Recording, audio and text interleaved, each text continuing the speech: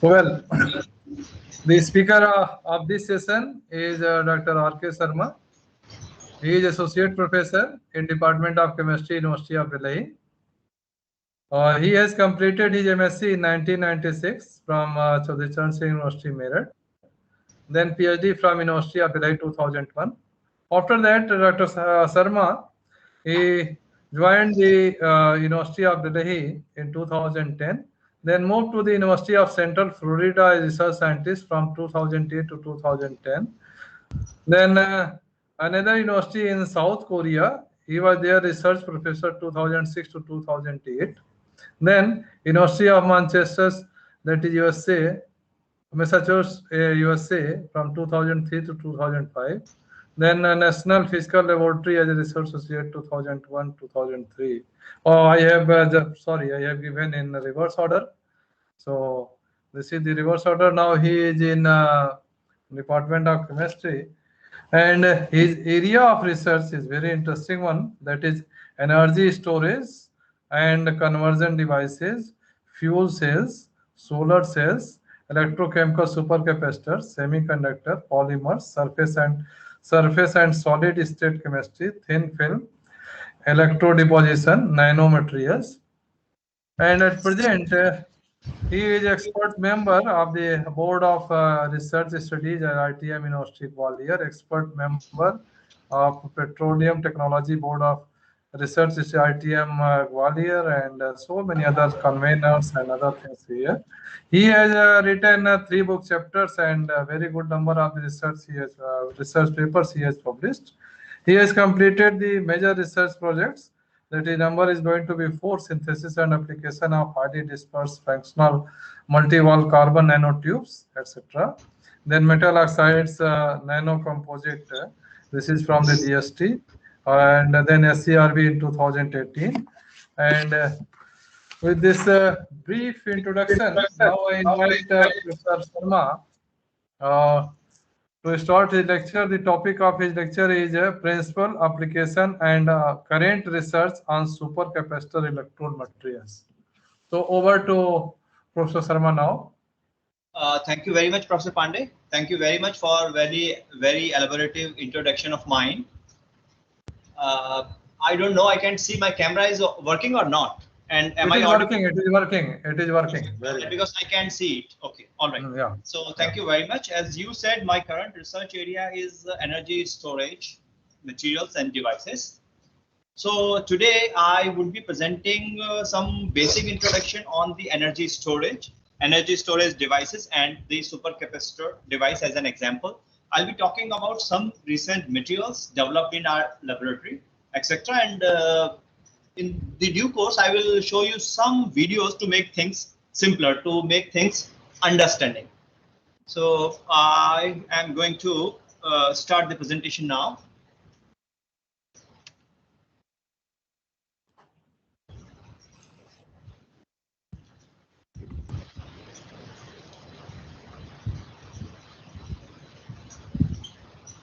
Please tell me if my slides are visible.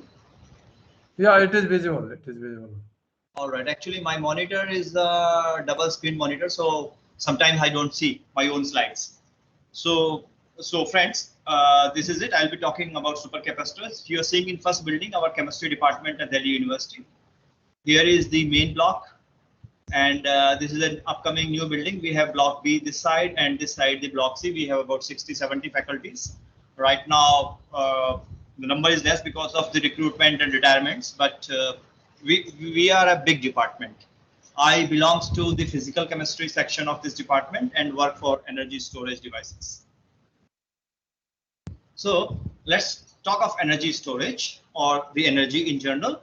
Energy is a life sustainable business. Energy storage technologies do not represent energy sources alone.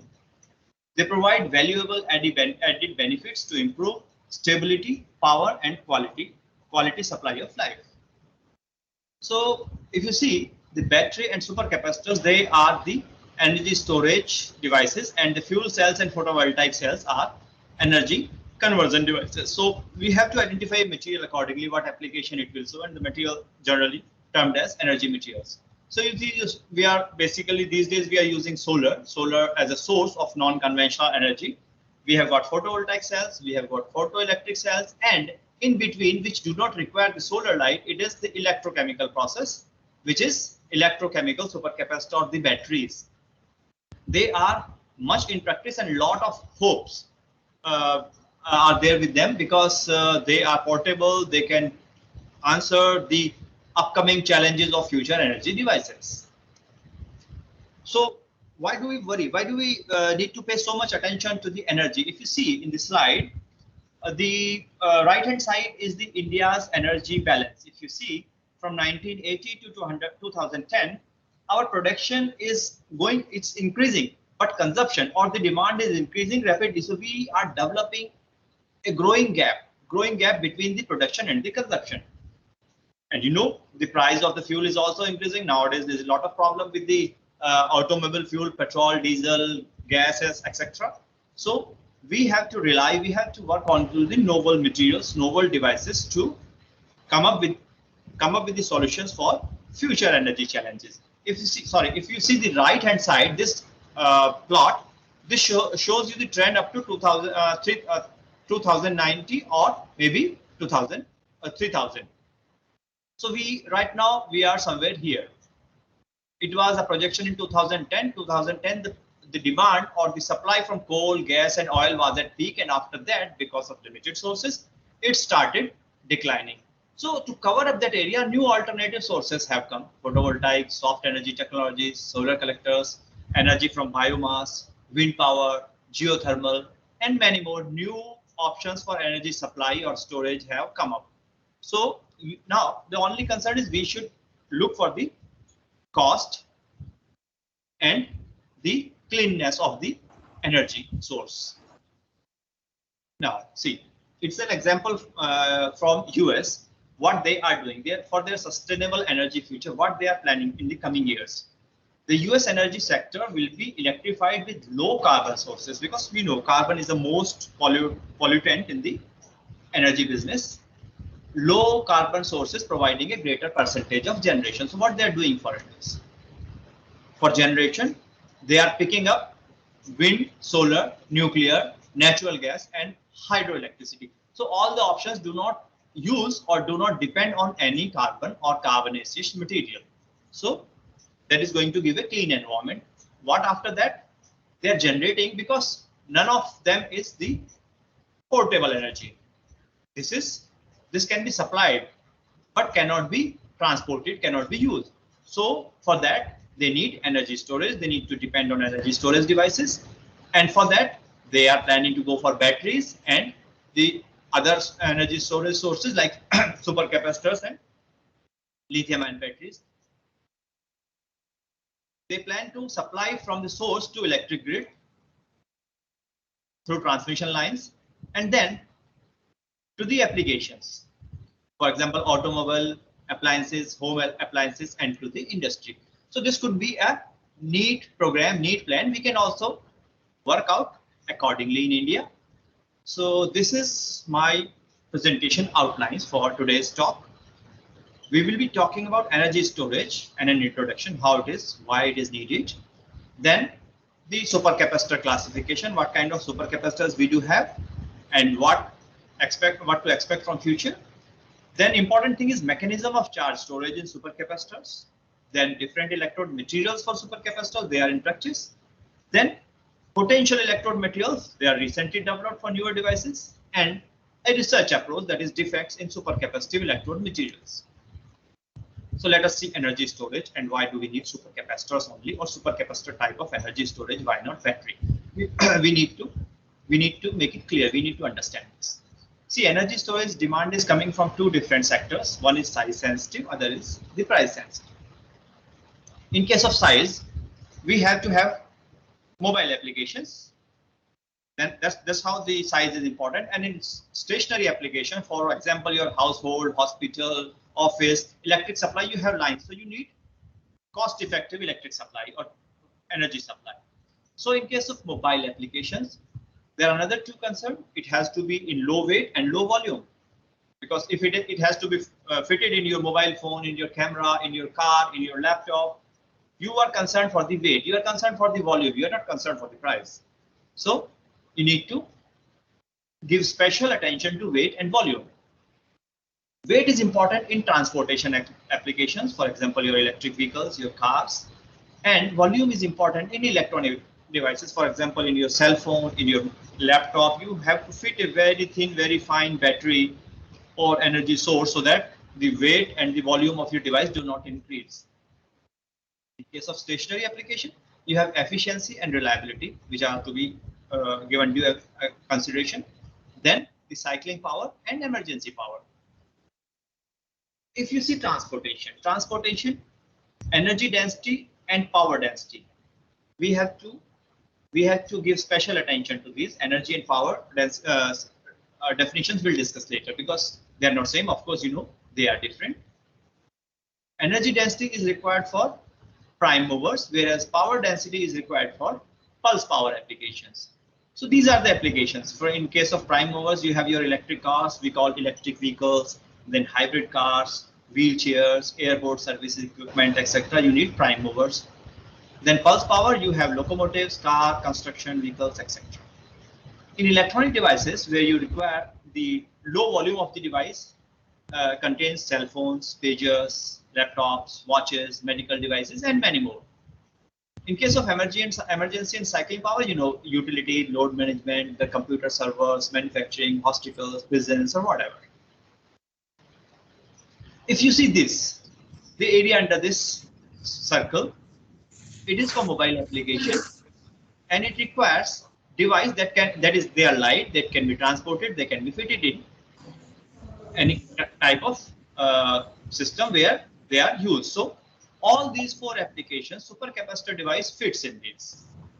Now, what are those applications we are talking about? Application in supercapacitors. You see, here is energy density and here is power density. This is basically a Reglan plot. Energy is the capacity of a device to do work.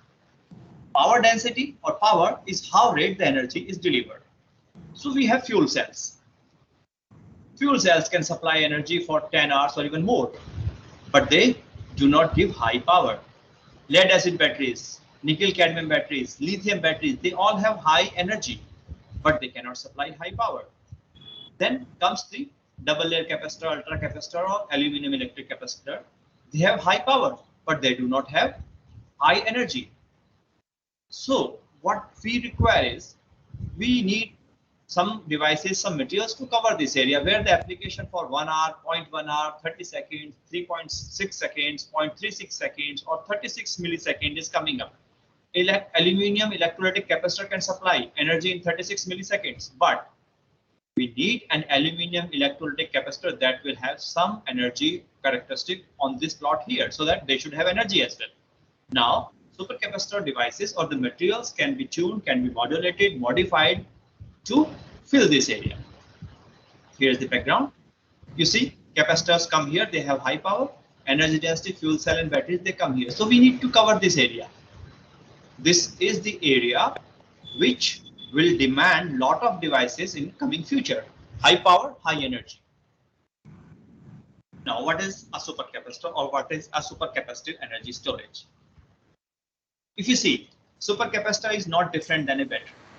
It has two electrodes, there is a separator in between, and there is an electrolyte field in between. And every electrode, they have half cell.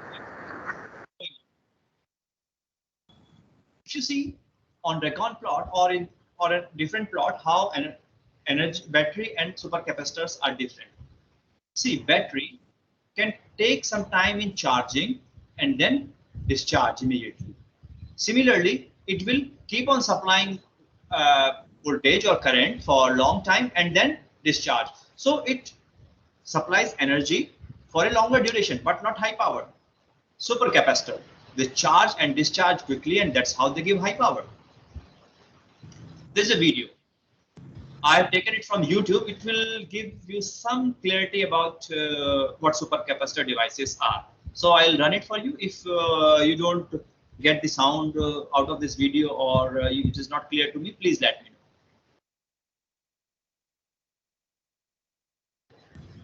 know. Let's talk about supercapacitors or ultracapacitors. This is a special type of electrolytic capacitor that has a construction that allows them to store much more charge than a normal electrolytic capacitor. This one, for example, has a capacity of 500 farads. The farad is the unit of capacitance. Comparison, this is a normal electrolytic capacitor and has a capacitance of 4700 microfarads. A microfarad is 1 millionth of a farad. This means that this ultracapacitor can store more than 100,000 times the charge that this capacitor can store.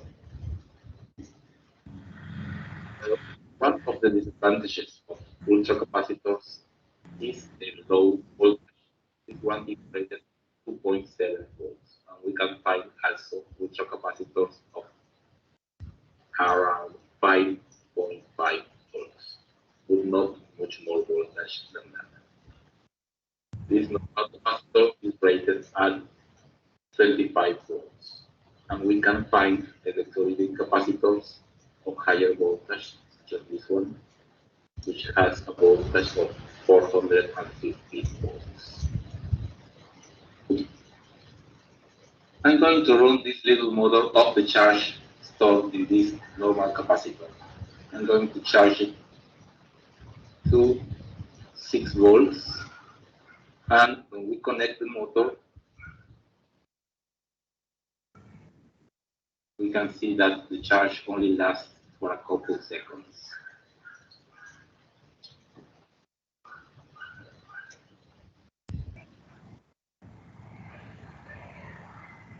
Okay, now I'm going to use our supercapacitor, which is charged at 2.5 volts. The motor turns slowly because the voltage is 2.5 volts, and in this case we charge this capacitor at 6 volts. However, we can see how the motor is still turning, and in fact it will turn for about half an hour. However, batteries are still better at storing energy than supercapacitors. A AA rechargeable battery can store a total energy of around 9,000 joules. Or supercapacitor can store an energy that is given by a half of the capacitance times the voltage squared, and this equals an energy of 1800 joules. That is, the battery can store 5 times the energy of the supercapacitor. Supercapacitors cannot directly replace batteries for the following reason. A battery maintains an approximately constant voltage during its life. This rechargeable battery, when fully charged, has a voltage of approximately 1.35 volts. At the end of its life, the voltage has dropped to 1.1 volts, approximately. Capacitors, on the other side, have a voltage that drops almost linearly with charge. When fully charged, this capacitor has the rated voltage of 2.7 volts. However, when we have consumed half of the charge, the voltage drops to approximately half this value, or 1.35 volts. When we have 10% of the charge, the voltage is approximately 0.27. We need additional circuitry to stabilize the voltage, such as a boost converter. One advantage of supercapacitors is that, unlike batteries, they can provide a lot of current. This battery, for example, if we measure short circuit current, which is the maximum current can provide, we can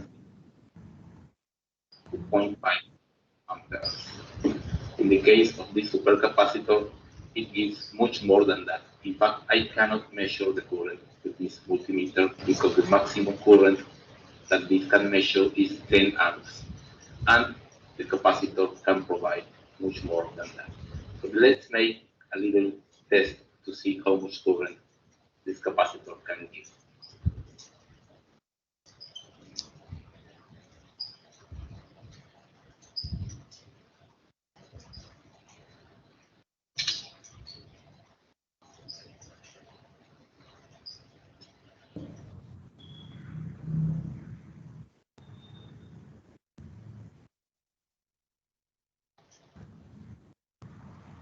can see the wire melted immediately when we short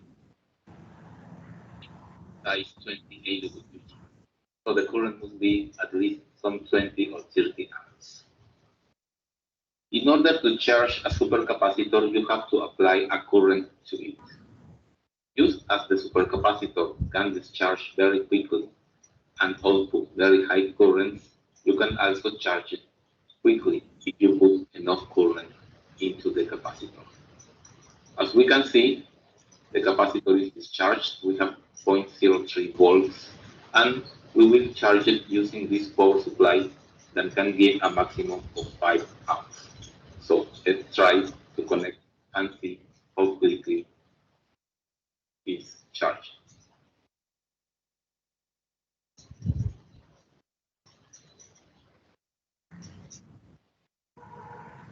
We are charging at 4.5 amps, and the voltage in the capacitor is rising. The capacitor will be fully charged when the voltage is 2.7 volts, and the whole charging process takes about 3 minutes. But remember that we are using less than 5 amps. If we had a more powerful power supply, say one that has an output of 15 amps, the charging process will take just 1 minute. By comparison, charging one battery like this takes at least 1 hour. So the basic idea of this video was that supercapacitor device can store a lot of energy, a lot of power, can charge quickly and can discharge quickly. That's how it is better than batteries. But still, it is used as an auxiliary power source, not the main power source. Here, let's see what are the different types of capacitors we have. We have electrostatic capacitor, the mica, film, ceramic, air. They are all by rubbing and developing electrostatic charge, electrostatic electricity, we develop capacitance. The other type is electrolytic capacitor that has very high power density. Aluminum and tantalum are the examples. Then the third is electrochemical supercapacitors. Basically, they are made up of electrochemical supercapacitors or electrochemical capacitors. They are made up of carbon-carbon, metal oxide, symmetric, carbon asymmetric kind of devices. They are within capacitor range. We have to make them supercapacitor. How do we do that? By increasing their performance, energy and power performance, rate delivery performance, charging discharging performance. So now let's see the classification.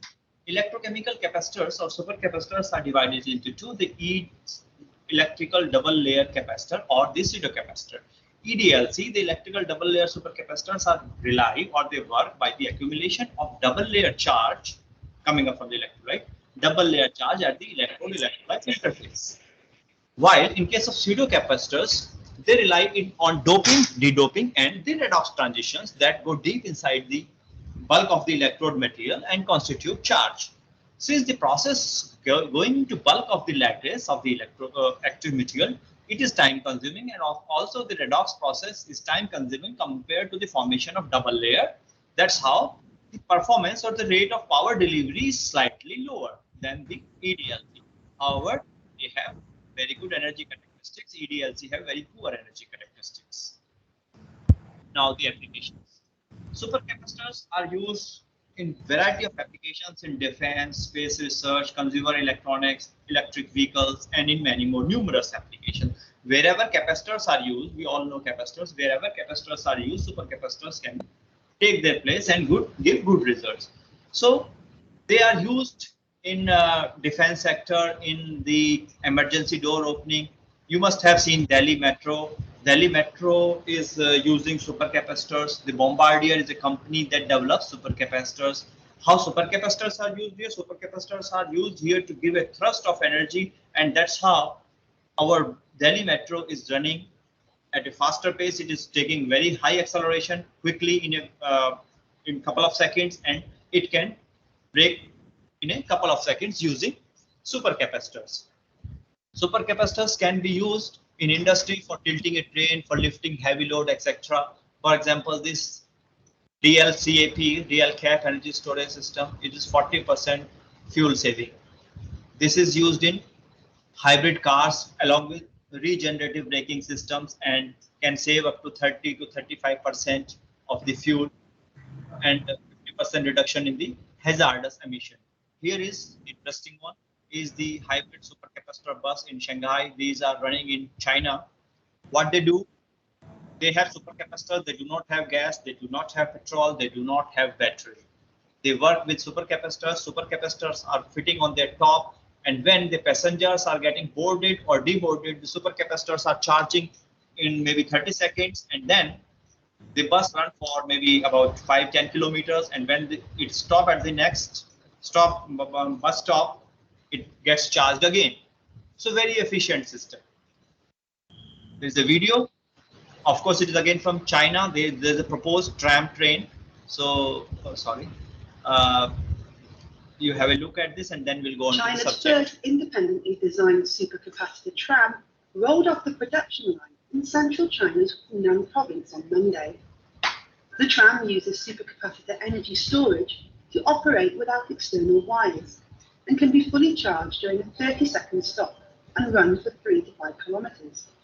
It uses a low-floor design, making boarding easy for children, pregnant women, and the elderly. The tram can carry up to 380 passengers and travel at 70 kilometers an hour.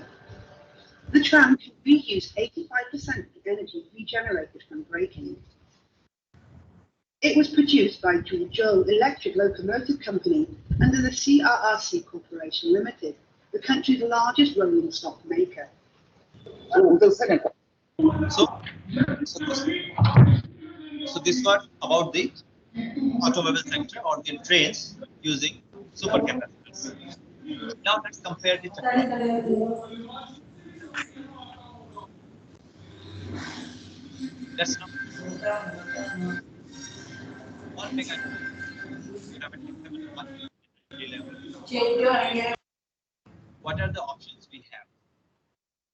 We have got electrostatic supercapacitor. To supply this much energy, the mass of this supercapacitor has to be 200,000 kilogram.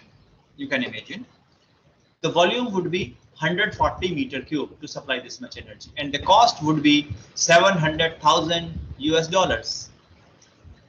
The response time is 10 raised to power minus second, that is nanosecond. Excellent, very good. So it can supply this much energy in a nanosecond, but the cost and the size is this much. The other option, which is this is nearly impossible because we cannot fit it for this application, that heavy, that cost, that voluminous and the expensive device. This itself is a system. Then we have got electrolytic supercapacitor or the capacitor. For this much energy, it has to have a weight of 10,000 kilogram, volume 2.2 meter cube, cost $300,000 US, and the response time is the time in which it delivers 50% of its energy, is 10 raised to power minus 4 seconds. Good enough, very good time, because we have applications up to milliseconds only. This is good one, but again, the size, volume, and the cost is the important concern here. Third thing is the electrochemical supercapacitor. If you go for this much energy delivery, you require 30 to 100 kg of weight, not much. The volume would be 0.02 to 0.1 meter cube. The cost would be $2 to $20,000 US, but the response time is 1 second.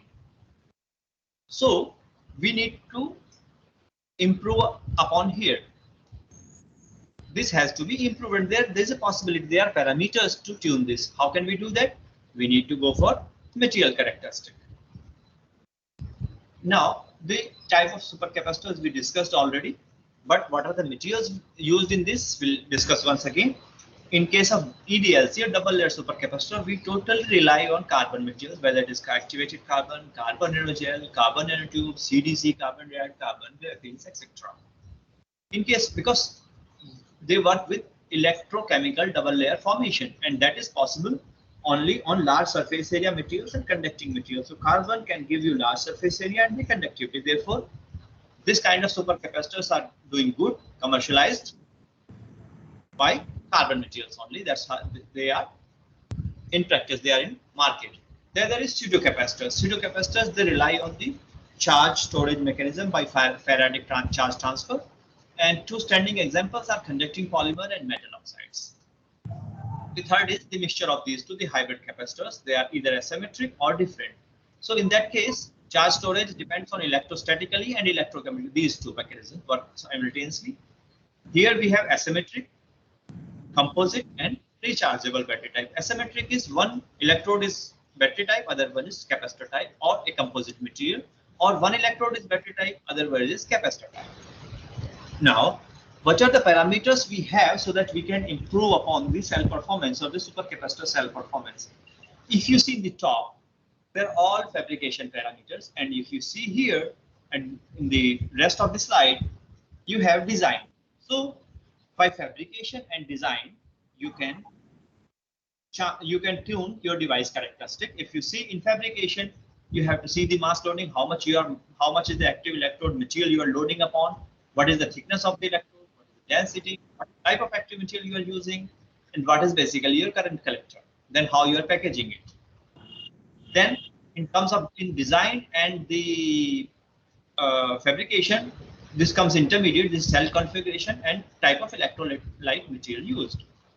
So specific capacitance is coming from all these, and packaging affects the charge transfer resistance. Cell configuration, electrolyte material helps you improving your operating potential. Operating potential, for example, your supercapacitor can be charged for 2 volts, 2.5 volts, 1 volt, 3 volts, like that. All these together help you improving maximum energy density and maximum power density, and these things help you improving the cell performance. Here is the time constant. Time constant depends on the mass loading, how much mass is the load and how effective the charge is delivered. And the packaging helps you in your cyclic stability. Overall cell performance is determined by all these parameters. They are fabrication and assembling only. Now there is a video. I think I skipped this because this is about fabrication of a supercapacitor device. I'll run it for a couple of minutes and then stop. At the University of Southampton, we made a number of aqueous supercapacitor point cells. The term aqueous refers to the use of a water-based electrolyte. Here you can see a common industrially made supercapacitor. You may look at it and think of a battery, and indeed there are some similarities. Both devices come in similar sizes and can be used in similar applications, although they have very different strengths and weaknesses. Compared to a similarly sized battery, supercapacitors have a greater power density, hence better charge and discharge rates, as well as a longer cycle life.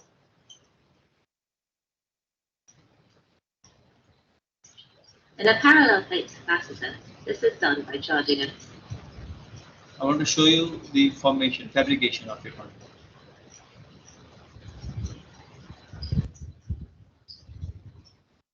So now we know how a supercapacitor works. Let's see how to make one. High-surface area electrode after the deposit of high-surface area carbon black onto a current collecting coil.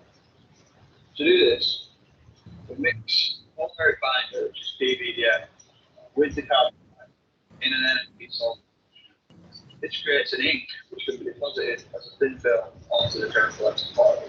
The materials are weighed, firstly, the PVDF binder, then secondly, the carbon black. The PVDF is then dissolved into the NMP solvent. This requires vigorous mixing and sonication. Once the PVDF is dissolved, the carbon black is added to the solution. Here again, repeated mixing and sonication is used until a homogeneous ink is formed. When the ink is formed, it can then be deposited as a thin film onto current collecting coil. After the film has dried, a sheet of electron material has been made. A punch is then used to give a circular electrode which can fit inside the point cell case. With the carbon electrode prepared and all the electrodes ready, So like that, we deposit carbon material or any active material on a conducting surface and assemble it by sandwiching a separator membrane, club these two membranes, sandwich it, and use it as a supercapacitor device after filling the electrolyte. So what do we look for in electrochemical supercapacitor device? We require high power density, high energy density, reversibility of the active electrode material, high rate capability, and the long cycling life. These are the desirable characteristics for high performance supercapacitor. Another name of supercapacitor, which is towards battery type of characteristics, is called supercapacitor. Supercapacitor, that is a potential power source for electric vehicles, is basically it has the capacitor kind of characteristic. It will charge as a capacitor and keep on supplying the voltage, the desired rate, the current. So this is called supercapacitor. It comes between the battery and the supercapacitors. So the behavior is similar to that of supercapacitor, but with greater energy capacity. It stores high energy. Whether it is supercapacitor or supercapacitor is the same thing. It has a combination of supercapacitor and a battery. That's how it has both the characteristics and can go for longer charge discharge durability and can store high energy. Then how do we decide which device is battery, which device is supercapacitor, and which device is supercapacitor? Because they are all storing energy. We can call them by any name, energy storage material. So there is a Power's law where I is the current is equal to A, V, and B. V is your voltage, and A and B are the constant. Based on that, we decide if your B is 1, you have ideal capacitor. If your B is close to 1, you have a good capacitor. If your B is 0.5, between 0.5 to 1, it is supercapacitor type of material, and if B is 0.5, you have straight away battery type of material or battery material.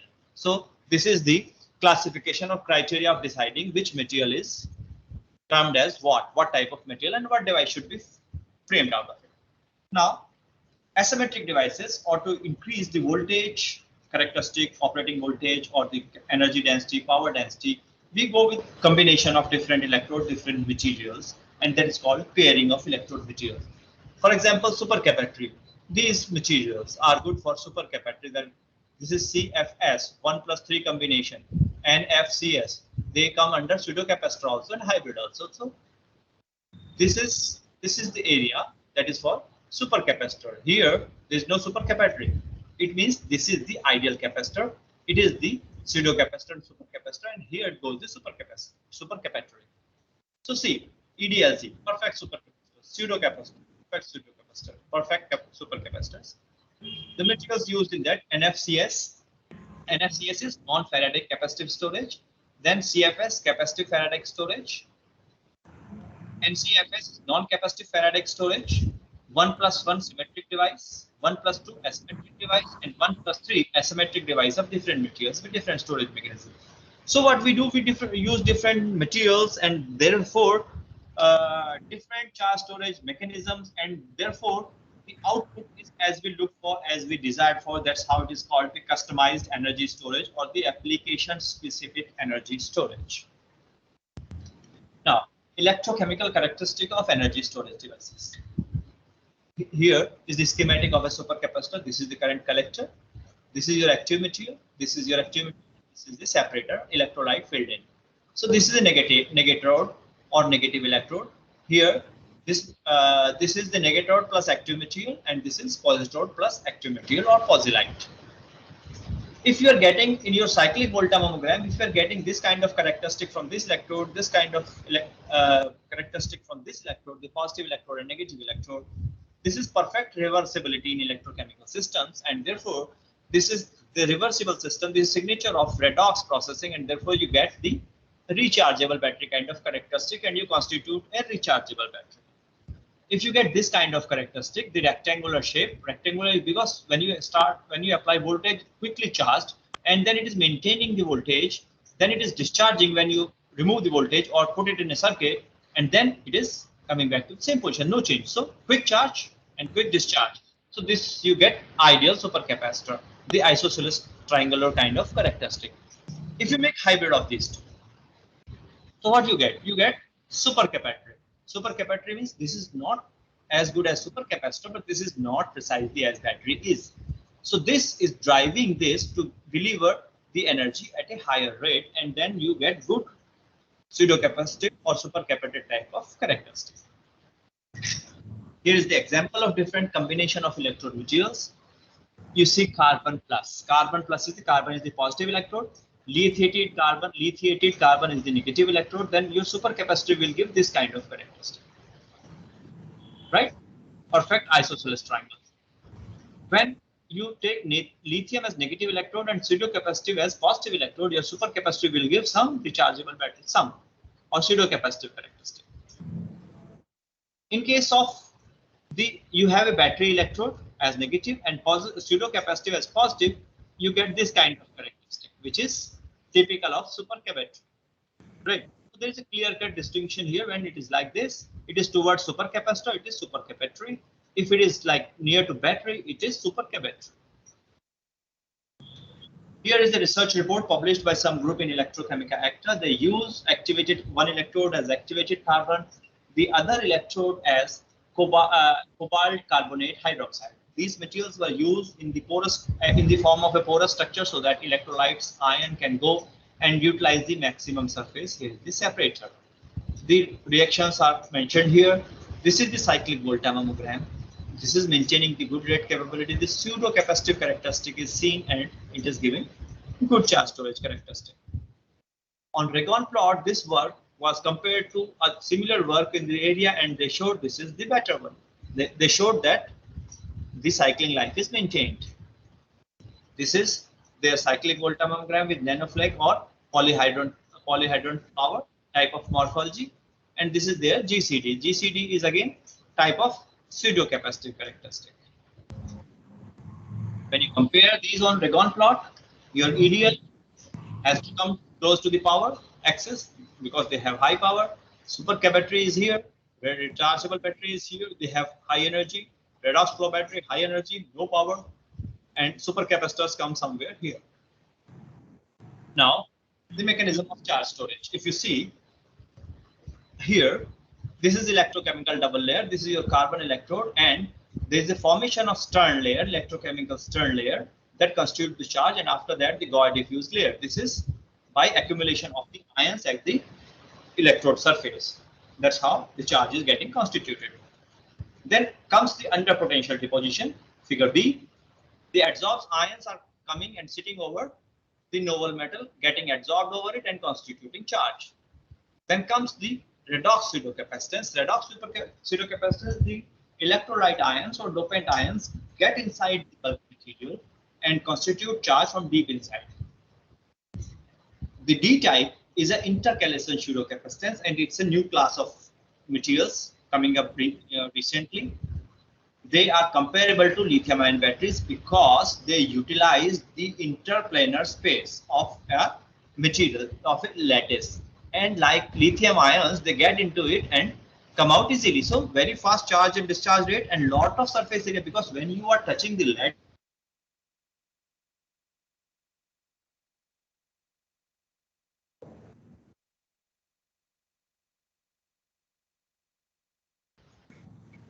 now the comparison in charge storage process, the rechargeable battery, there is a slow intercalation and de-intercalation because the space, interlayer spacing is less or the ion is larger.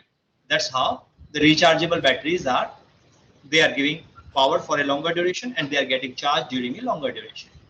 The fast intercalation pseudocapacitor, there's a lot of space between the lattice planes, or the planes are exfoliated, space is created, or the ions are selected with a smaller size so that there is a fast insertion and de-insertion. That's how they have high capacitance and high rate, whereas rechargeable batteries has high capacitance but slow rate. Rate is slow because they cannot go in easily and come out easily.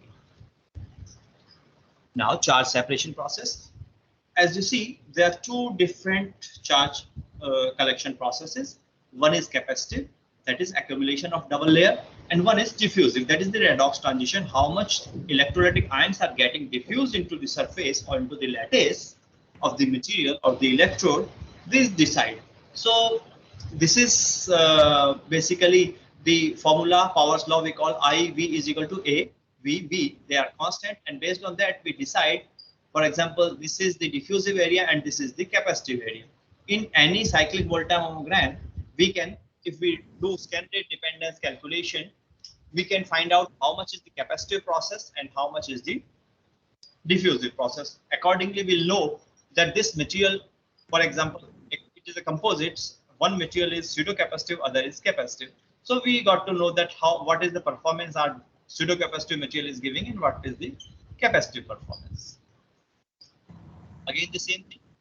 Capacitive slope 1 in between transitional area, and slope 1 diffuse and control behavior, that is your battery. Capacitor, supercapacitor, and the diffuse and control behavior. Different electrode materials used in supercapacitors. EDLC, basically the carbon materials. Pseudocapacitors, conducting polymers, metal oxide, noble metals, etc. Asymmetric capacitive, the capacitive and capacitive asymmetric supercapacitors. Faraday capacitive and hybrid capacitors. The different materials have been used. Okay. We'll discuss these one by one.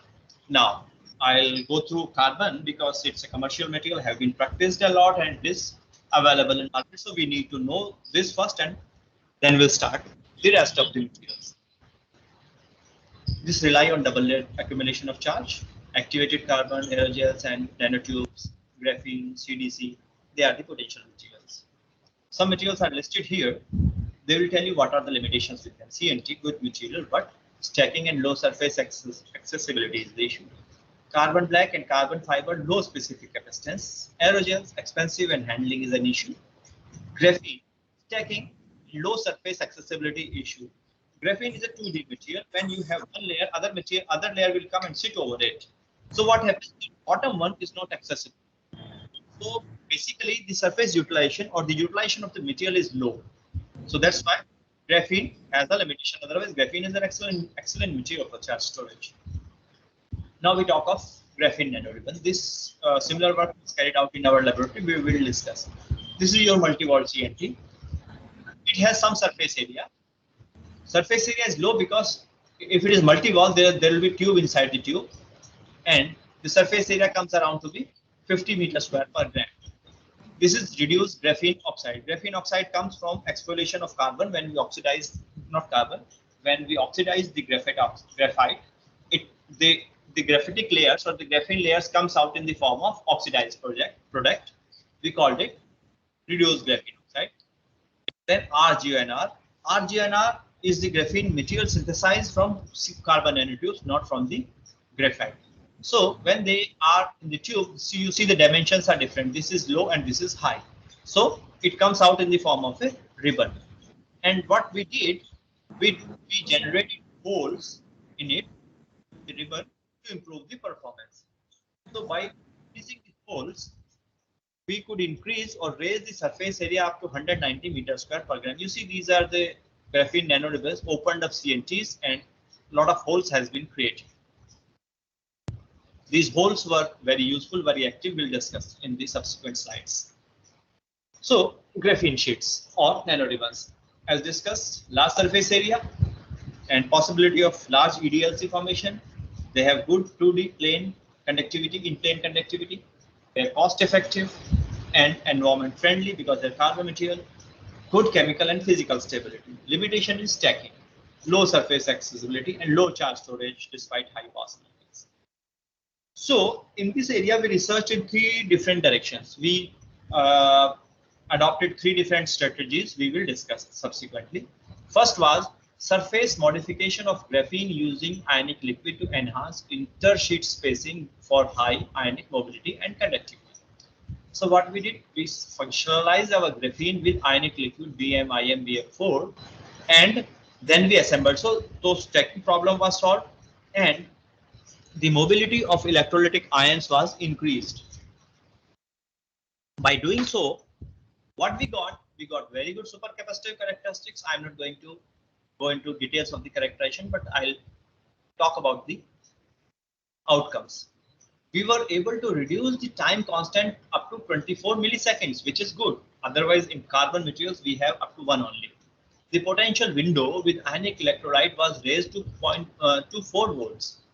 It can be operated from -10 to 80 degrees C, and the energy and power densities were good. The getting of the ionic liquid or the functionalization was confirmed through different characterization techniques. TGA confirmed 8% weight loss on heating. The FTIR confirmed the presence of functionalized the ionic liquid, and the Raman spectra confirmed that there are defects. The defects are increased, therefore something is sitting between two graphene layers. The second strategy was, if we change the structure of graphene to improve the conductivity and reduce the stacking. For that, we synthesized graphene from a natural precursor called silk cocoon. We carbonized this at 400 degrees centigrade in argon, and by the simple process, we got heavily nitrogen doped graphene. Why nitrogen doped? Because the silk cocoon has proteins, sericin and fibroin. When they get carbonized, they give nitrogen and carbon. So we have a nitrogen doped carbon. How nitrogen doped carbon is useful? Because nitrogen gives an extra half electron to the lattice that improves the conductivity of the material. Further, the nitrogen do not fit into the hexagonal structure of benzene but hangs out of the plane. Once it hangs out of the plane, it pulls the other sheet, and therefore the sheets are not getting stacked. This was the structure we got by this is the chemical process, and the outcome we got heavily nitrogen doping in the carbon structure. These were the byproducts taken out. The characteristics, they confirmed yes, defects have been generated. Defect is it has to be a heavy defect because practically every benzene ring has one nitrogen atom which is hanging out of plane, either in pyrrolic, pyridinic, quaternary, or pyridinic nitrogen. This was confirmed through XPS. So it was the problem of stacking and problem of conductivity was taken care, and we tested this. The impedance spectra showed significant improvement. Cyclic voltagram showed good charge storage characteristics in sulfuric acid and the ionic electrolyte, and conductivity was good. Same thing, it was tested for GCD, galvanic charge discharge showed good characteristic. The cycling stability was good, and they are covering good area at the Ragon plot. So by improving simply, or by adding nitrogen to the carbon structure, we were able to improve characteristics of our device. Significant improvement was there. The third strategy was to improve conductivity, to reduce stacking, and to improve the ionic accessibility. For that, what we did, we generated holes in the graphene nanoribbons. See, by chemical etching, by chemical processes, chemical oxidation, we cut the graphene, the CNT in axial direction, got ribbons. Then we continued the same treatment for 8 hours, generated holes in it, and then we reduced it. So we got lacy. Lacy we call it because there were a lot of holes, like you are saying, like a lace structure. We got a lot of holes, and this is called the lacy graphene nanoribbon. This is the proposed scheme. This is the proposed scheme, and this is the result. This is the graphene nanoribbon got cut into the axial direction. These are the holes formation, and these are the flat ribbons after holes. So what is there in the hole? Hole is nothing.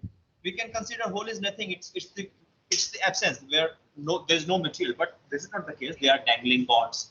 Dangling bonds, they give active sites for the absorption of ions, and the hole gives high mobility. So what happens that it gives lot of charge storage characteristics. If you see multi-walled CNT, same weight of the material. When we make multi-walled CNT supercapacitor, we got 138.5 Faraday. When we take RGO, we are here green. When we take RGOR, we are here. But when we reduce it and make holes in it, we have about 4 times improvement in the charge storage characteristics. So it is significant, and this is the best till date in any graphene material. The same characteristics, this is the CNT, and the holes in the CNT confirmed by TAM. The GATA software was utilized. Now I'll go ahead. The AFM shows there is a corrugation and protrusion. Protrusion is because when there's a hole beneath this, there are dangling bonds, and dangling bonds are pulling it outwards, and therefore it is not a flat ribbon, but it shows some protruded areas. The holes were seen in different AFM picture. the D and 2D. 2D shows the stacking, that there are 2 to 3 layer stacking, and D dash showed that there are defects in the lattice. When it was reduced, the oxygen content was significantly removed. This is CO, the blue one, and COH is here. So it was pure carbon. During reduction, we do not say that we have graphene oxide, we have reduced graphene only. The same thing, gave good characteristic in all 3 different electrolytes and good characteristic in impedance and GCD as well.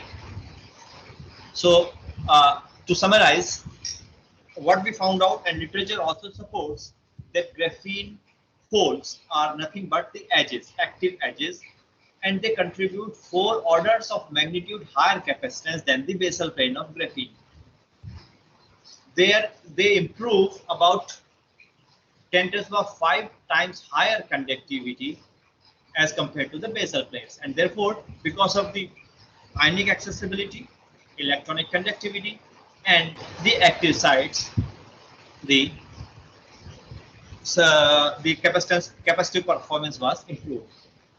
This is the proposed structure of graphene nanoribbon. For example, this is a hole. These are the dangling bonds, and they absorb. They are active sites for absorption of ions like that all around. So they contribute a lot to the charge. It was tested in all 3 different electrode, 3 type different electrolyte, GCD, cycling stability, gave excellent results. Until date, a supercapacitor device made up of graphene nanoribbons has better performance than any kind of graphene material so far.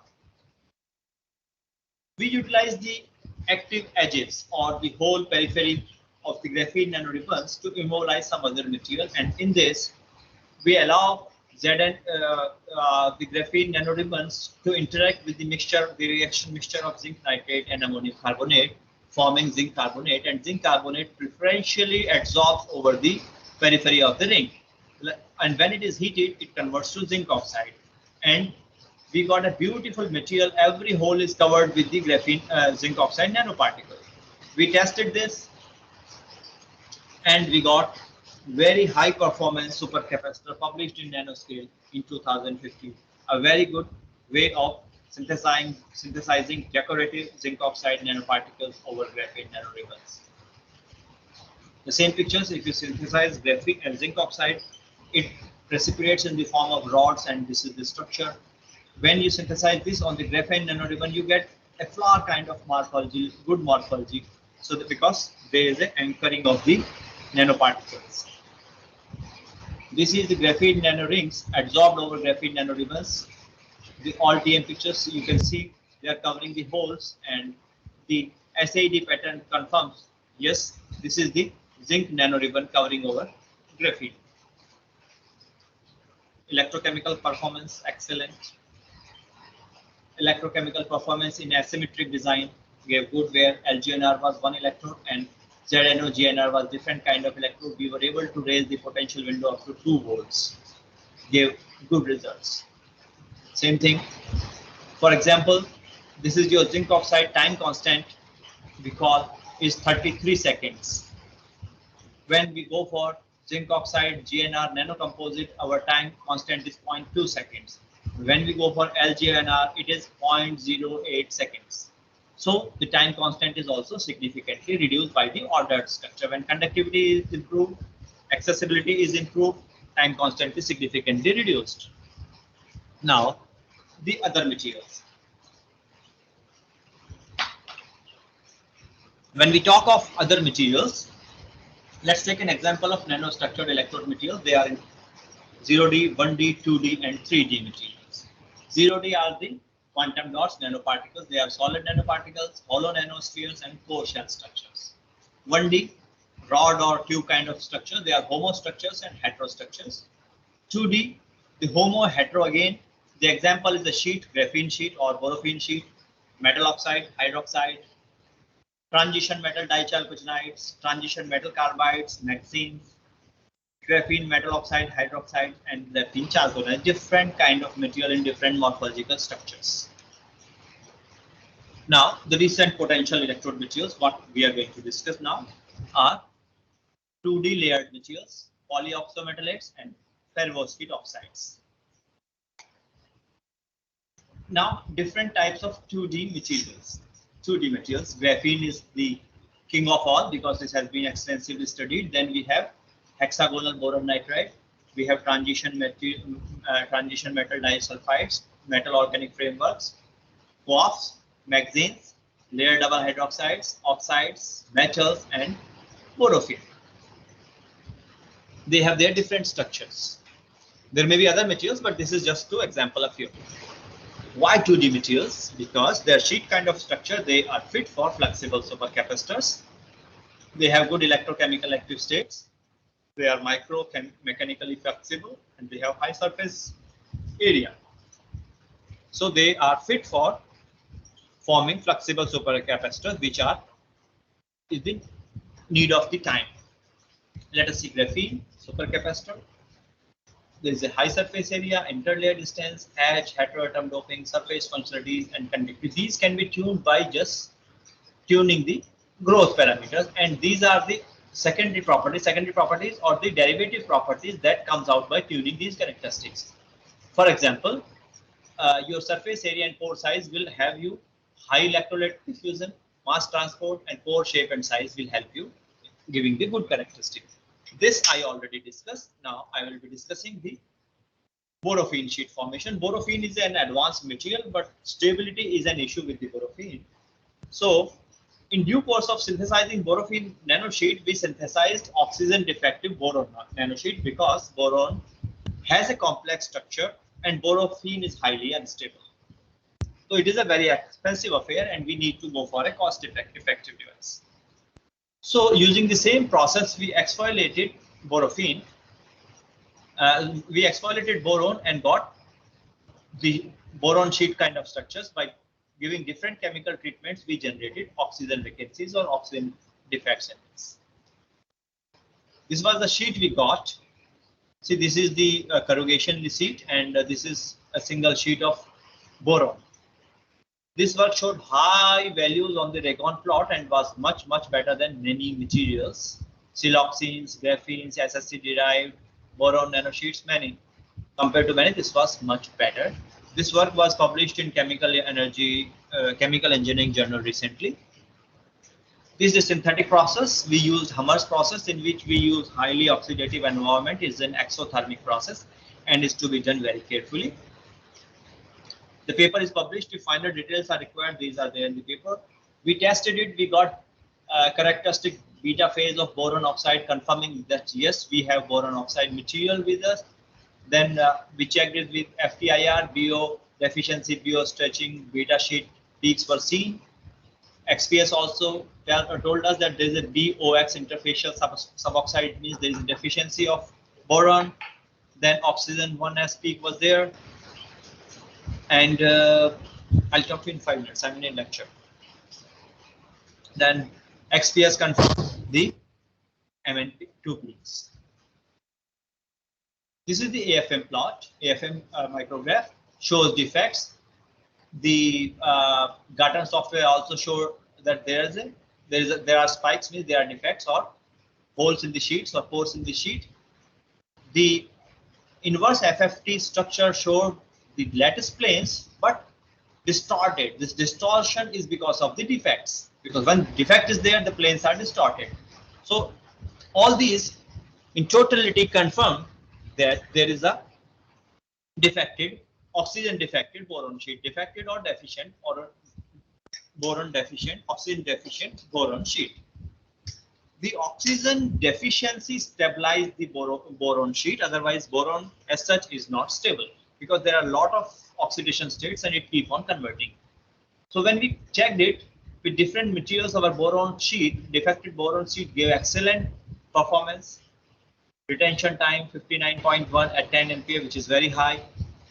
Good retention, good charge storage, good GCD performance, good impedance in sulfuric acid and in other 2 electrolytes as well, sodium sulfate and 1 molar KOH. It gives excellent performance, much better performance. So after borophene or the defected boron sheet, we moved on to polyoxometalates. Polyoxometalates are the metal oxygen cluster compounds formed by combining oxygen and early transition metals, that is vanadium, niobium, tantalum, molybdenum, tungsten, etc. And sometimes they can have phosphorus, arsenic, silicon, germanium, etc. The important thing is, if we talk of V, that all the V atoms are sitting at the surface. Why are we so happy with surface? Because our material, our device performance is based on the surface accessibility. And if entire vanadium is available, yes, please. Hello.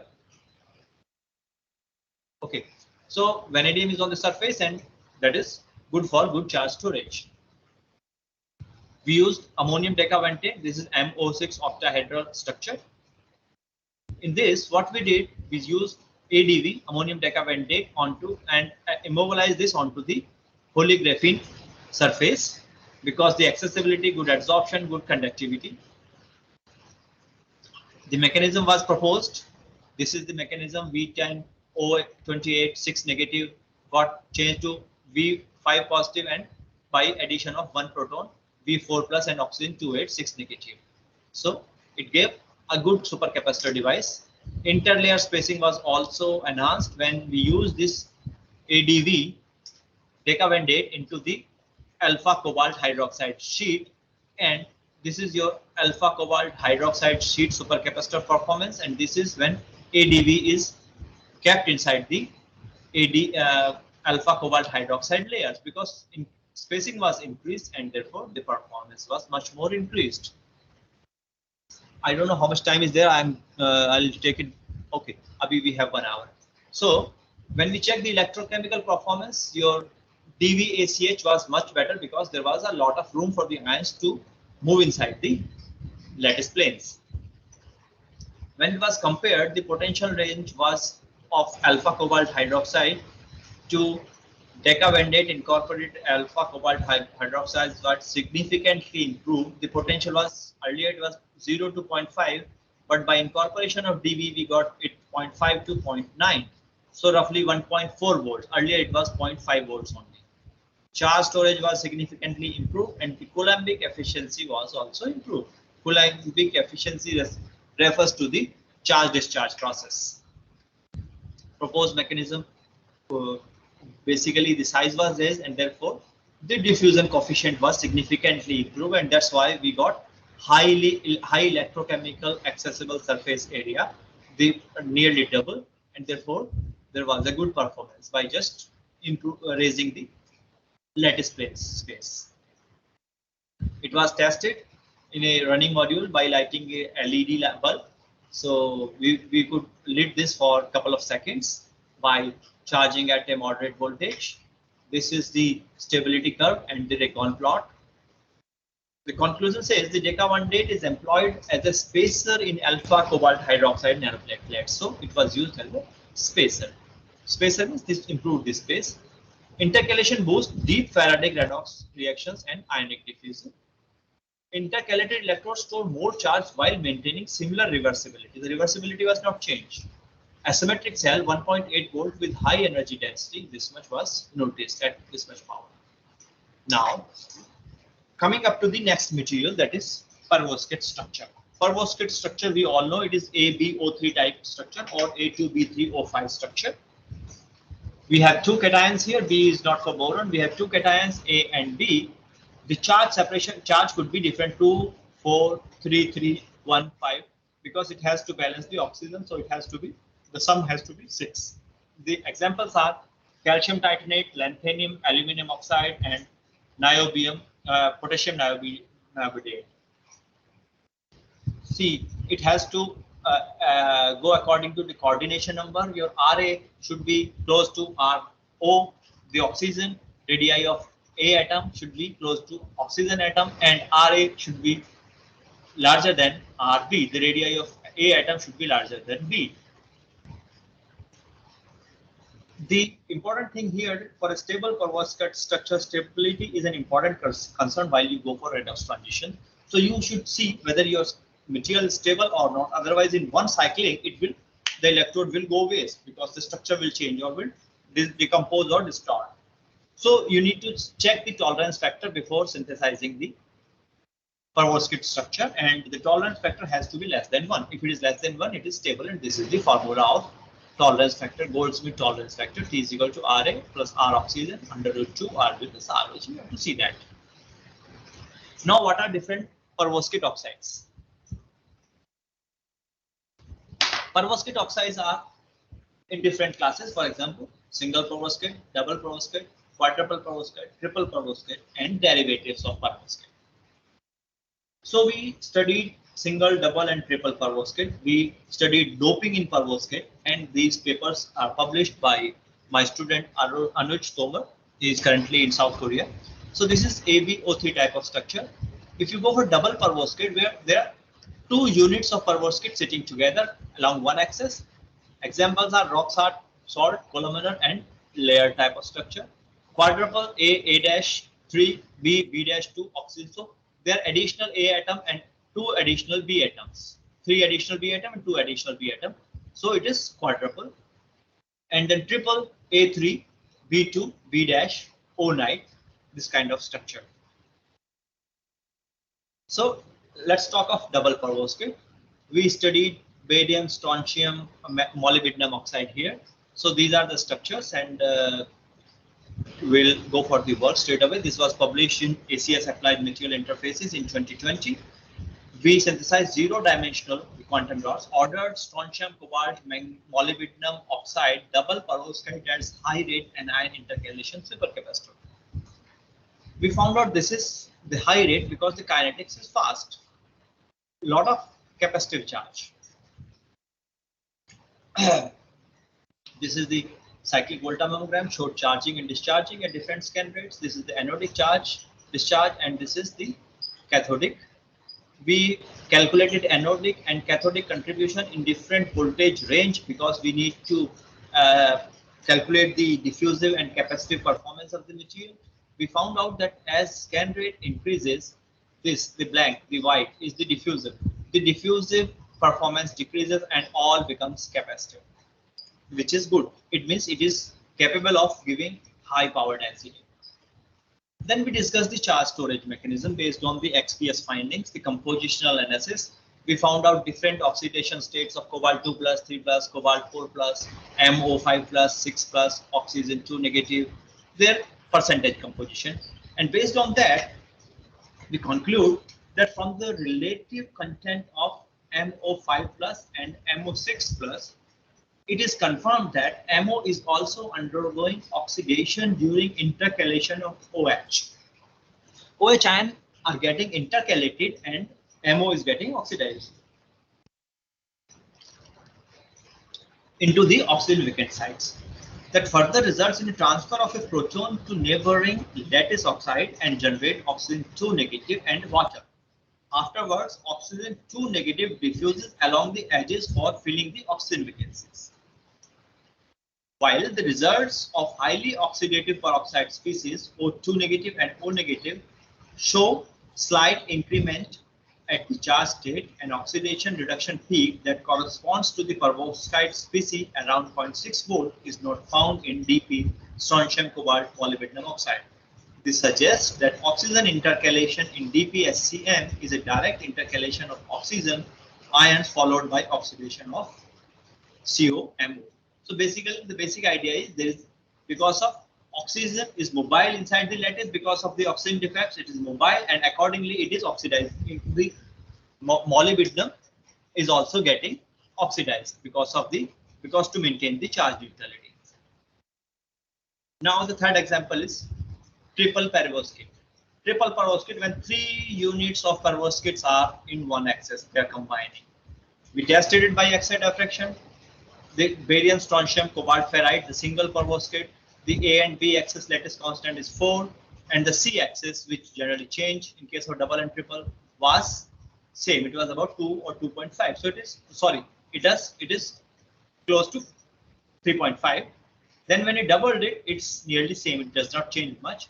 Triple, it does not change much. But in case of the C axis, single, it is 4, double 8, and triple 12. Lattice constant is changing. This confirms that you are forming a triple perovskite or a double perovskite. These are the examples of different perovskites we studied. Now, to conclude this, why perovskite oxides? Because they have compositional flexibility that brings enormous benefits to supercapacitor in the form of redox active sites, electronic and ionic conductivity, oxygen vacancies that further promote the high oxygen mobility. When there is a vacancies, the mobility is easy and that is faster. Aqueous supercapacitor with threshold voltage of about 1.3 volt imposes a restriction to achieve high energy density. The structural stability that allows you ionic size ratio octahedra of BO6 contracts, expands, and sometimes distort by changing the cation position. You get good electronic conductivity. How you get it? Because sometimes while creating oxygen vacancy, the aliovalent substitution in A site cation holes also get formed. The hole formation takes place at D site cation and releases the electron to maintain the charge neutrality. Then phase formation or this phase transformation during electrochemical redox reactions is the major hindrance in front of the supercapacitive material, the phase transformation, which is not there. The solution is in perovskite. It is not there because of the oxygen mobility. Solution is oxygen mobility. When oxygen atoms surround B site cations are removed, there is an ordered movement of remaining O atoms to form BO4 tetrahedron and results in a short range order. So oxygen ionic mobility due to oxygen vacancy is responsible for fast kinetics. So the fast kinetics we got in supercapacitor, the perovskite supercapacitor is because of the high oxygen mobility. And how do we get high oxygen mobility? By creating oxygen vacancies or oxygen defects. Now defects. Defects is another parameter that helps us, if we utilize them properly, that helps us in boosting the supercapacitor device performance. How do we do that? If you see, this is the schematic we published in Journal Energy Storage in 2020. If you put defects in a material, you change surface area, you change mechanical strength, you change coordination number which goes low, you change carrier concentration, and you change interlayer spacing. These increases, and once these increases, your capacitance increases, energy density, cycling stability, rate, and power, entire characteristics of the supercapacitor devices changes by defect. How do we do that? How it is possible? You see, defects. Defects are either vacancies or edges. Both give active sites. Active sites are most prone to attract counter ions to balance the charge. So there's a lot of adsorption. These vacancies, they improve carrier concentration, channeling probability, and that's how the conductivity is changed. Conductivity is changed by active sites also. Then you change rate capability, IR drop, cycling stability, and time constant along with mechanical strength by putting vacancies in the material. When a material is undergoing redox transitions or swelling, shrinking in case of polymers, or mass insertion in case of metal oxides, there is a change in volume. When there is a change in volume, there are cracks or there are non-conducting ends develop. So if you have vacancies, if you have vacant sites, so they absorb that strain, and that's how your cycling life improves. Like that, edges, they help you improving diffusion, redox reactions, warp work, electronic conductivity, quantum capacitance, and mass transfer. So all these together improve your cell performance. So these are the characteristics that can be changed by defects. Now, what are defects and what type of defects are there in energy storage materials? So see, you see 1D, that is edge dislocations, screw dislocations, holes, and edges. Then 2D defects are twin boundaries, grain boundaries, and stacking faults. And 0D are chemical doping, interstitials, and vacancies, etc. So basically, we work with these and sometimes these. We did not go with twin boundary and grain boundary defects. So this is already explained. If there is a vacancy or there is an interstitial, you have a defective material. These defective materials have active sites. For example, a carbon, it will immediately invite H ion or OH ion or COH. It will form COH and therefore constitute charge. Once this is dangling, then it will have extra electron. It will pass on to the lattice and therefore the conductivity will improve. This is an example of nickel cobalt oxide. When it was treated, it was heated to give oxygen vacancies. You got nickel cobalt oxide and vacancies. For example, it is a vacant site. Vacancies were created, so OH ions are coming and sitting here. Preferential adsorption. This adsorption works as a ion reservoir, electrolyte ion reservoir, and these are more active sites, so contribute a lot to the conductivity capacitance. This is well reported fact. In case of impedance, you see the blue is the fitting lines and then MO2 to MOO3. When defects are there, the capacitance, the conductivity improves, and the capacitance improves. It is here. Oh, sorry. This is an electrode material. These are oxygen vacancies, and through diffusion, what you get by lithium ion diffusion, you get the energy barrier in MOO3 and MOO3 minus X, oxygen vacant. So energy barrier in this case is low for diffusion. The report has come from the lithium ion battery thing. So diffusion energy barrier is low, and therefore conductivity is improved and band gap is improved. So better conductivity and better time constant. So you can deliver your energy at a faster rate. The another report, cobalt oxide nanosheet. When it is treated by argon plasma, you get porous structure, and this is the oxygen is taken out. So you have oxygen vacancies. There are high surface area and high conductivity. This is a schematic presentation or a cartoon. This shows ion sulfur vacancy. For example, ion stability, ion rate capability, and specific capacitance. If you go for rate capability and stability, you compromise with this specific capacitance. So how do we balance these?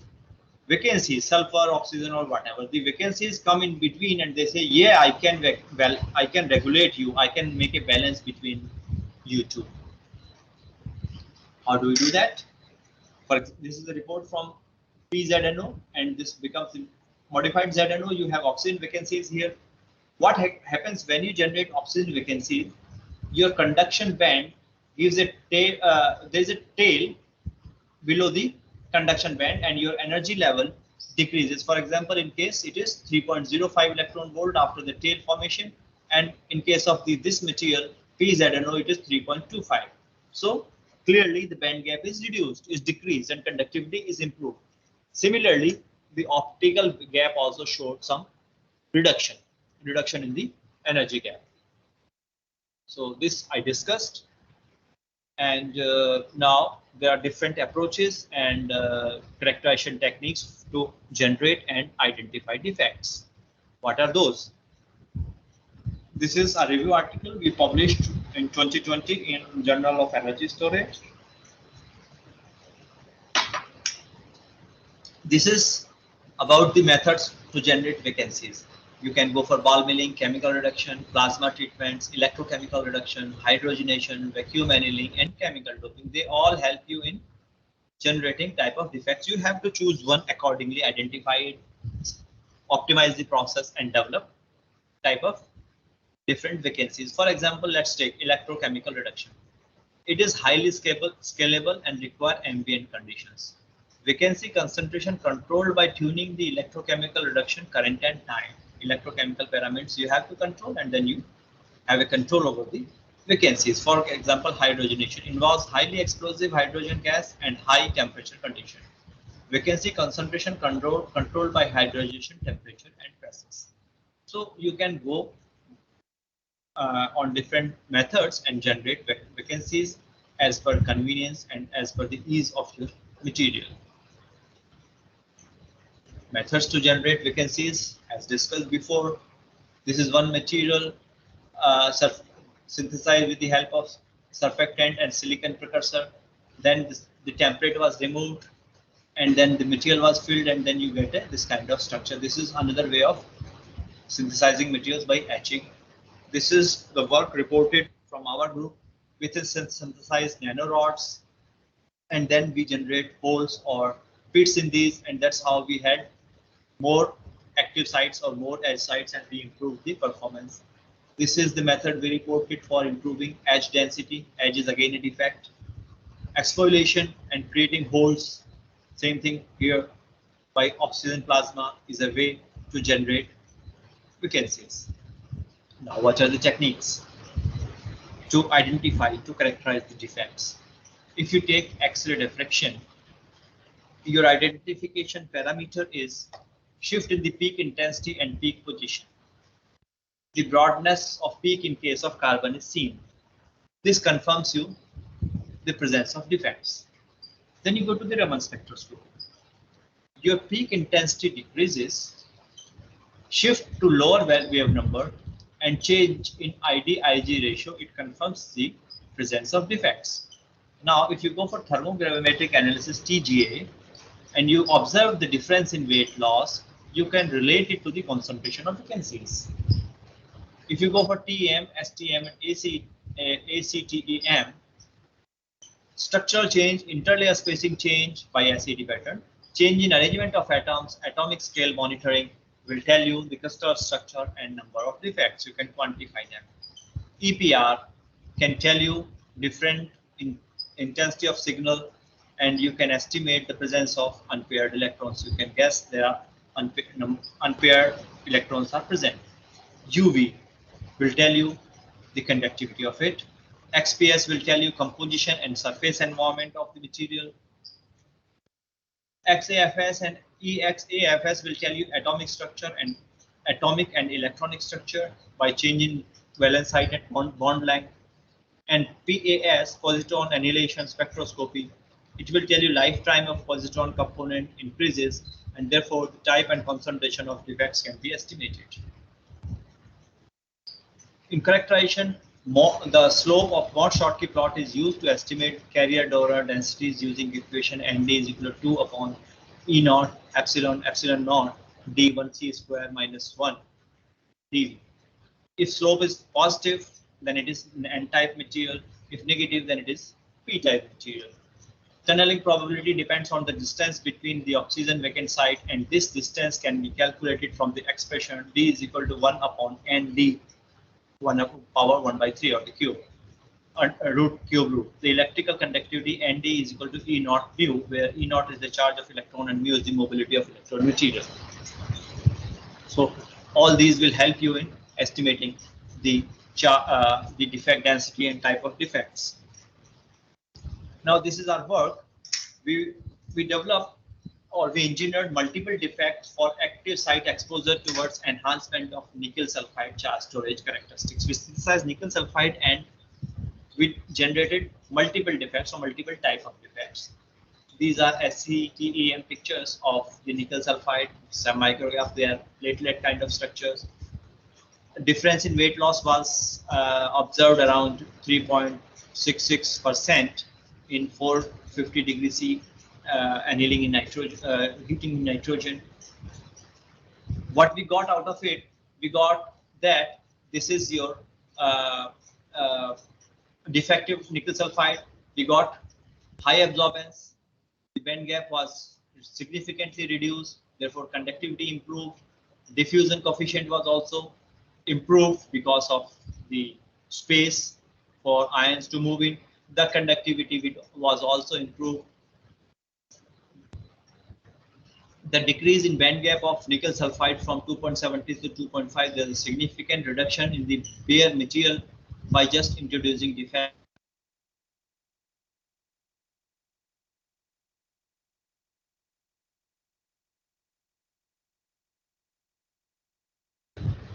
Increased carrier concentration and order of increment in conductivity, which is significant for any material.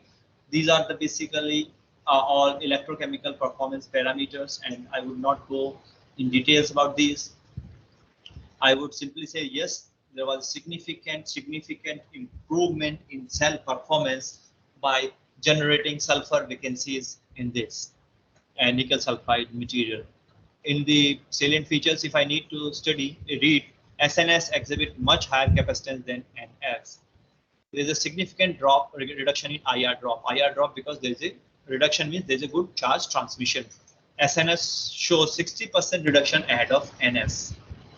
High energy density, high stability in SNS with no significant change in the voltammogram shape. Thank you. And rest of the time, I would invite questions. If Dr. Sharma, that you have made a very good presentation, and it is really very interesting to have all these ideas together within a given stipulated time. Really. So I appreciate your presentation, and that's a very good one. So now session is open for discussion or questions.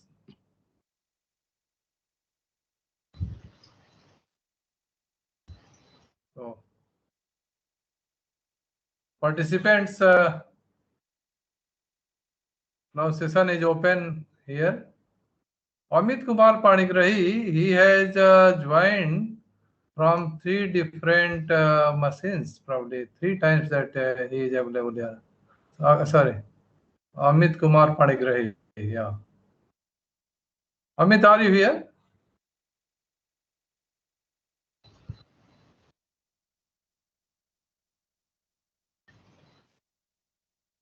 So any questions or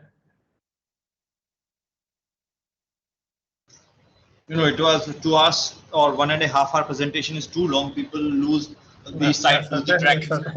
Actually, yeah, initially it was 1 hour, but I don't know why this city they have increased it for the 2 hours.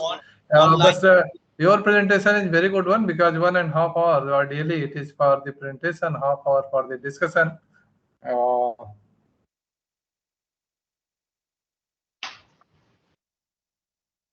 So when there is no question, it means everything is clear or nothing is clear. No, that is self-explanatory. It is self-explanatory. Yeah. So meanwhile, I should continue the discussion that somewhere that we are getting this terminology, the super capacity and super capacitance. That 2 terminologies are being used, and the unit is also different one. So can you throw light on this when we are basically we these days? this, yeah. Basically these days the right term is specific capacitance. Yeah. Specific capacitance and the capacity, they have different formulas. The right term used these days is specific capacitance, specific energy, and specific power, because different researchers are using different terminology. If you go to different journals, they will have their own style, but the journals like energy storage and their power sources, they are going with specific terms. Specific means either it is specific in terms of the weight or in the area, whether gram per farad per gram or farad per centimeter square, like that. Yeah. So I should encourage the participants. So please ask the questions. Good afternoon, sir. Yeah. Good afternoon. Sir, what is major difference between graphene and reducer graphene oxide? See, there is no material present as graphene. It is very difficult to get pure graphene, because whatever graphene we synthesize is graphene oxide. Why we call it reduced graphene oxide? Because in order to obtain graphene or a material close to graphene characteristics, we reduce it. So it is a reduced graphene oxide. It is not fully converted to graphene. It has some oxygen. That is what we call. That is why we called it reduced graphene oxide.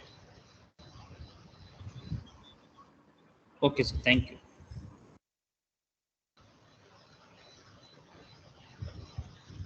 Good afternoon, sir. Good afternoon. This is Anupama, research scholar from NIT Rourkela. Sir, I have a doubt on sir. I have activated carbon material which has surface area of around specific surface area 500 meter square per gram. So is it suitable? I have matlab made battery for used for battery application. So is it suitable for supercapacitor also? Yes, it is suitable. Supercapacitor electro. It is suitable. It is suitable because activated carbons may have surface area 500 meter square per gram or more. So 500 is Yes, sir. reasonably good. It could be a good supercapacitive material. Now you have to see the pore structure and pore types in it, and you have to choose the electrolytic ions that can go in, that can have the maximum accessibility in this bulk of the activated carbon. That's how you will get good capacitance. Otherwise, Yes, sir.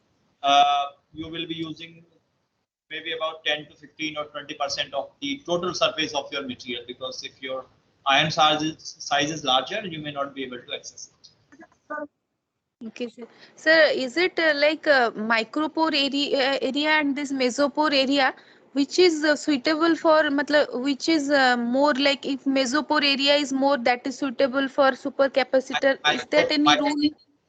There's no rule or no room for this.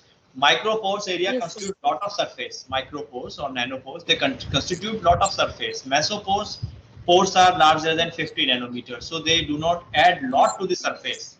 Right now, your concern Okay, sir. is highly accessible surface. So micropores or nanopores, they constitute a lot of area to the surface. Okay, Now, sir. my concern is that again the same. Your ionic size should be taken into account. If we have large ionic Yes. size, the micro or nanopores are meaningless. Yes, sir. So it depend on the size of the ions. Actually. You have to take it into account. Yes, it depends on the size of the ions, because if your ion cannot go into the pore, Yes. then these pores are Yes, blocked, sir. and then there is no surface you can use. So your capacitance will Yes, sir. decrease. Decrease, sir. Okay, sir. Thank you, sir.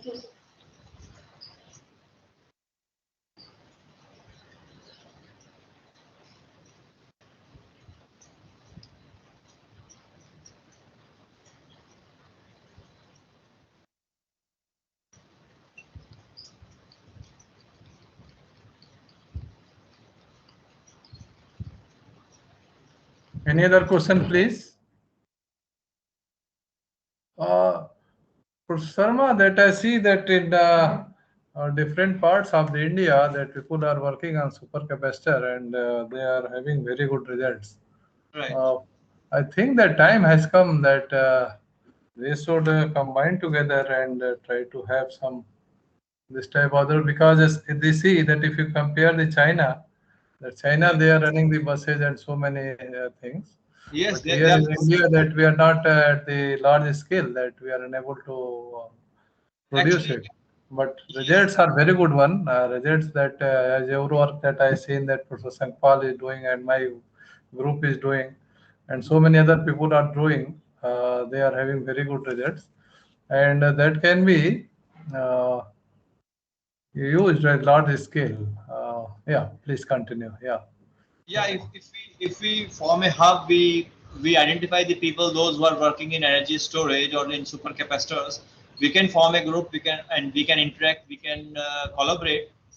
Then we can approach the funding agency, because if you aim to synthesize a good device or good technology, then you certainly require good amount of money and good laboratory.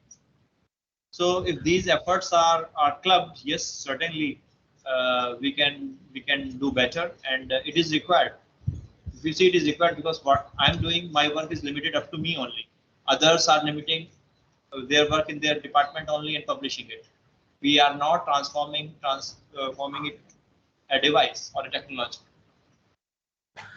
Yeah, here that we are forming the device, but as and when there is some chemistry part is added, then we have to be careful there, and we try to have some discussion with some peer view. You are right. You're right. Same thing is here, because we do all chemistry, and the physics or electrical engineering is not taken into account. Yeah. That should also be there, because that's how a joint effort can help. Yes. In fact, if you if you or any other participant come to Delhi sometime and interested in the work, we can sit together. We can think about the joint ventures of this research. Yeah. Time has come. Time has come. Actually, that is the missing in Indian research, I think so. Very independently that we are doing. I am trying to explain the chemistry also, the physics also, the engineering also, and so many things. So a Right. single person cannot do all the things unless The or until. limitation. One person. Certainly there isn't. One person cannot have all the expertise. Yeah. He cannot. Certainly. But if you see abroad, there is a academia and industry collaborations. Yeah. Outside, industries used to fund the universities and the research institutions to develop technology and device for their application. We do not have this thing in India. There is no industry supporting the university or industrial research. They take technology from outside and implement it. That is what it is lacking. We are borrowing the things always. Certainly, they simply take technology from outside. They do not put money. You know, the other countries, for example, South Korea, America, they are eyeing international market, and that's why they need a cutting edge technology. They have to come up with something new. They cannot reproduce the existing one or the old one. But our industry, they are not eyeing outside or international business. They are within the country only. They don't go out, and they do not require the cutting edge research or cutting edge technology, a superior technology. They do not require. What is being developed 20 years or 30 years back in India, in America, or some other countries being brought here, and just they are fabricating devices or machines out of it. See, that it is going to be a very big market in coming future, this energy storage and other related stuffs. Same in the case of quantum computing also, that is in the same that area. Solar also, that is the same thing is happening there. So these are the areas that we are. But in India, a good number of the people are working here, and they are producing very good results. So once again, I ask the participants that if you are having any question, any doubt, anything, then please feel free.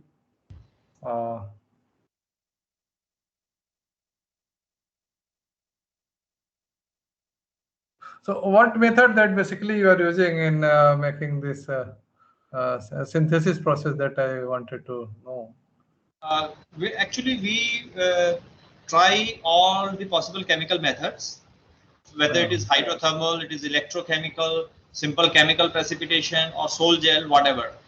Our concern is synthesis of a material in cost-effective ways, so that there is no environment pollution. Simple methods, cost-effective methods. For example, the perovskite I explained here, we synthesize using sol gel. And for cobalt and some other oxides, hydroxide, we synthesize using hydrothermal method. Depending on the need of application, for example, it is cobalt, what structure we plan, accordingly we choose the synthesis parameters.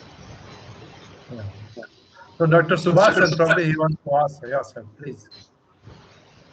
Sir, good evening. This is Dr. Subhash from GLA University, Mathura.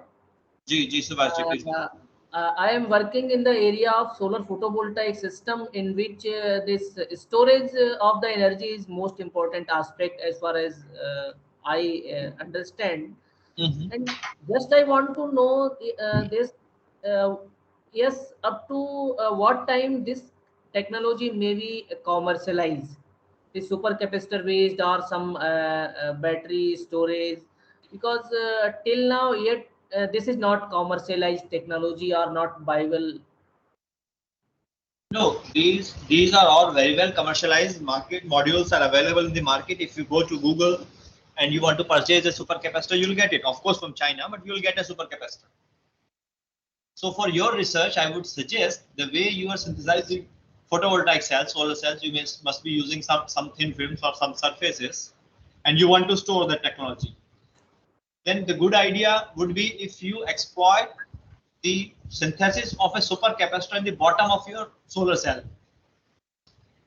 Then the bottom of your solar cell or the current collector, bottom current collector of your solar cell would be the current collector of the supercapacitor, right? So the device will become a photocapacitor, and you need not to charge it. You need not to charge it by applying external current, external voltage. You can simply put it in light and your supercapacitor will be charged. You know, it has applications. For example, in defense, a soldier is placed somewhere in the remote area and there is no power. How he is going to charge his device, the power backup, for launching his rocket or whatever, or a gun, power is required. So in that case, photocapacitors can be used. Okay. And the technology is very much there. We are improving. We are basically improving and making application-specific devices. Otherwise, supercapacitor technology is maybe 50 years old or even more. I don't remember exact dates, but technology is there and it is improving day by day. Earlier, there were only two charge storage mechanisms, that is EDLC. Then pseudo came late. Earlier, it was EDLC only. Then pseudo came, and then now we have intercalation pseudocapacitance. We are testing advanced materials and improving the performance. That is why, and that is how we are aiming to put supercapacitors into electric vehicles. Because you know your battery cannot run a car or a electric vehicle because it requires immediate pulse power to give some kinetic energy to this, right? So that supercapacitor can replace the battery and the capacitor or initial electric power, whatever we are giving. So supercapacitor has very important future in the coming days, even in India, because right now we are slowly moving towards electric vehicles. Yes, sure, sir. Thank you, sir.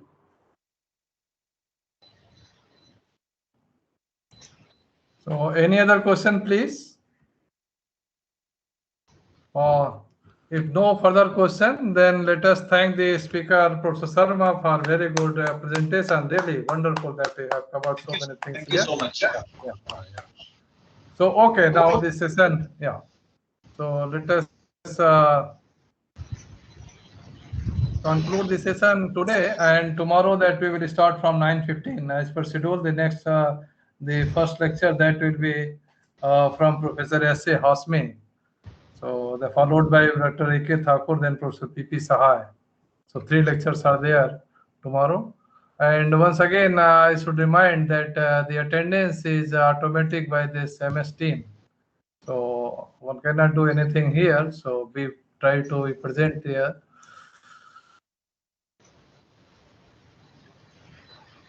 So, okay, that's all. Right, sir.